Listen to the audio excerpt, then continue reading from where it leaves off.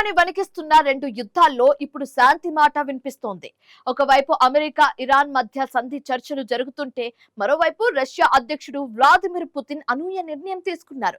Ukraine తో గత 4 ఏళ్లుగా సాగుతున్న భీకర యుద్ధంలో తాత్కాలిక కాల్పుల విరమణను ఆయన ప్రకటించారు. ఆర్థోడాక్స్ ఈస్టర్ పండుగను పురస్కరించుకొని ఈ విరామం ఇస్తున్నట్లుగా క్రెమ్లిన్ స్పష్టం చేసింది.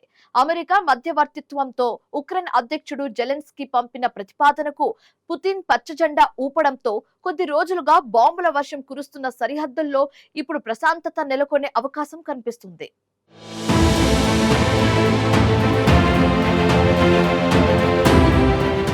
నాలుగేళ్లుగా కొనసాగుతున్న రష్యా ఉక్రెయిన్ యుద్ధంలో కీలక పరిణామం చోటు చేసుకుంది. పశ్చిమాసియాలో యుద్ధం కొంత నెమ్మదించిన వేళ ఇప్పుడు అటు ఐరోపా గడ్డపై కూడా బాంబుల మోతకు తాత్కాలిక విరామం లభించింది. రష్యా ఉక్రెయిన్ యుద్ధంలో ఈస్టర్ పండుగ వేళ కాల్పుల విరమణను రష్యా అధ్యక్షుడు పుతిన్ ప్రకటించారు. క్రైస్తవుల ముఖ్య పండుగ అయిన ఆర్థడాక్స్ ఈస్టర్ సందర్భంగా కాల్పుల విరమణ ప్రకటన చేయడం ఇప్పుడు అంతర్జాతీయంగా చర్చనీయాంశమైంది.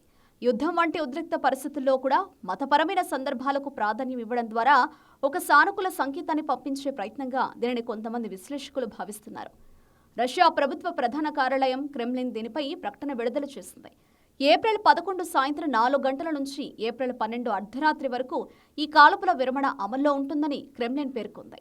ఈ సమయంలో అన్ని రకాల సైనిక చర్యలను నిలిపివేయాలని రష్యా సైన్యానికి స్పష్టమైన ఆదేశాలు జారీ చేసినట్లు పేర్కొంది.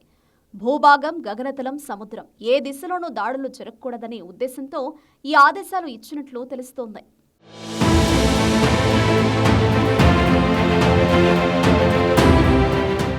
అయితే ఈ ప్రకటనలో మరో ముఖ్యమైన అంశాన్ని ప్రస్తావించారు. కాల్పుల విరమణ ప్రకటించినప్పటికీ శత్రువుల నుంచి ఎలాంటి దాడులు జరిగినా తక్షణమే ప్రతిస్పందించేందుకు రష్యా సైన్యం సిద్ధంగా ఉంటుందని స్పష్టం చేసింది. దీంతో ఇది పూర్తి స్థాయి శాంతి ఒప్పందం కాదని, ఒక పరిమిత కాలానికి మాత్రమే వర్తించే తాత్కాలిక విరామమని విశ్లేషకులు చెబుతున్నారు.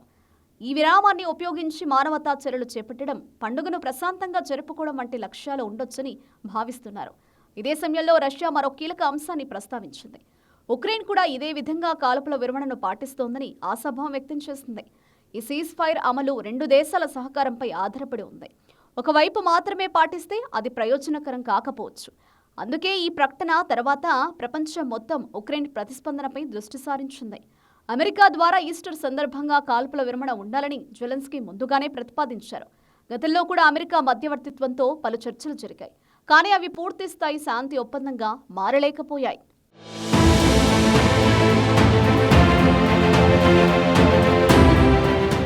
అయితే ఈ యుద్ధం ఎందుకు ఇంతకాలం కొనసాగుతోంది అనేది కూడా ఇప్పుడు తేలాల్సి ఉంది. ప్రస్తుతం ఈ రెండు దేశాల మధ్య పలు విభేదాలున్నాయి. భూభాగంపై హక్కులు, రాజకీయ ప్రభావం, భద్రతా హామీలు వంటి అంశాలపై ఇరు దేశాలు భిన్నాభిప్రాయం వ్యక్తం చేస్తున్నాయి. రష్యా కొన్ని ప్రాంతాలను తన ఆధీనంలో ఉంచుకోవాలని పట్టుబడుతుండగా ఉక్రెయిన్ వాటిని వదులుకునేందుకు సిద్ధంగా లేదు. ఈ విభేదాలే చర్చలు విఫలమవ్వడానికి ప్రధాన కారణంగా నిలుస్తున్నాయి. 2022లో ప్రారంభమైన యుద్ధం ఇప్పటికీ కొనసాగుతూనే ఉంది. ఈ యుద్ధంలో ఇప్పటి వరకు లక్షలాది మంది ప్రాణాలు కోల్పోయారు. కోట్లాది మంది తమ ఇళ్లను వదిలి శరణార్థులుగా మారిపోయారు. పట్టణాలు, గ్రామాలు ధ్వంసమయ్యాయి. ఆర్థిక వ్యవస్థలు కుదేలయ్యాయి. ఈ యుద్ధం ప్రభావం కేవలం ఈ రెండు దేశాలకు మాత్రమే పరిమితం కాలేదు. ప్రపంచవ్యాప్తంగా ఆహార కొరత, ఇంధన ధరల పెరుగుదల వంటి సమస్యలకు కూడా కారణమైంది. ఈ నేపథ్యంలో పుతిన్ ప్రకటించిన తాత్కాలిక కాల్పుల విరమణ శాంతికి చిన్న ఆశాకిరణంగా కనిపిస్తోంది.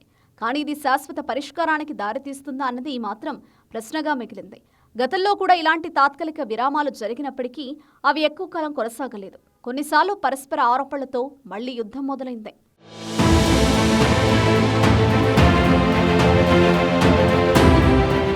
మరోవైపు ఈ విరామాన్ని మానవతా దృష్టితో కూడా చూడాలని విశ్లేషకులు చెబుతున్నారు. యుద్ధ ప్రాంతాల్లో ఉన్న ప్రజలకు ఇదొక చిన్న ఉపశమనం కలిగిస్తుందని, గాయపడిన వారికి చికిత్స అందించేందుకు అవసరమైన సరఫరాలు చేరవేయడానికి ఇదొక అవకాశంగా భావిస్తున్నారు. శరణార్థులుగా మారిన వారు తమ కుటుంబ సభ్యులను కలుసుకునేందుకు కూడా ఇది ఉపయోగపడవచ్చని అంటున్నారు. ప్రస్తుతం అమెరికాలో డొనాల్డ్ ట్రంప్ అధికారంలో ఉండడం కూడా ఈ శాంతి చర్చలకు ఒక కారణం కావచ్చని విశ్లేషకులు చెబుతున్నారు. ఉక్రెయిన్కు మిలిటరీ సాయం తగ్గించాలని ట్రంప్ భావిస్తుండటంతో జెలెన్స్కీ కూడా రష్యాతో చర్చల వైపు మొగ్గు చూపుతున్నారు.